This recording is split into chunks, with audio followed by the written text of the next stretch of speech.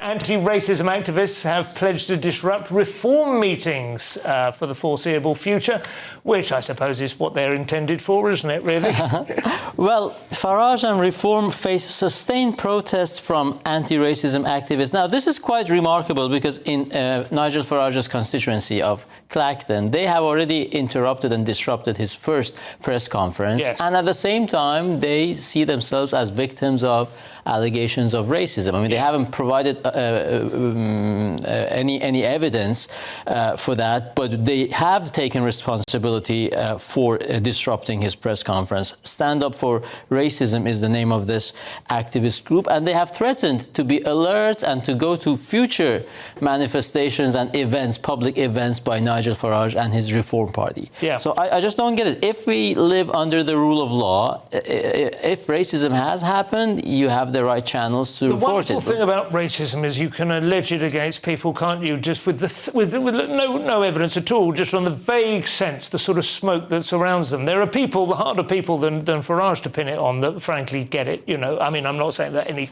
stain does adhere to Farage, but obviously here's a lot of his campaigning has been anti-immigration, and from there you can make a fairly short leap across to the, well, what exactly is it that you don't, you know. Yeah. But it is just fantastic how these allegations can be thrown around, as we all know. I suppose it was made worse by the thing that happened just before the election. It's mentioned in the article, the Georgie David, she was the one who stood down as a candidate, saying they're all racist. Yes. And the Reform defence was, well, she couldn't have met all of them, which feels like the wrong tactic. I wouldn't have gone that way. But they accused her of being a Tory plant.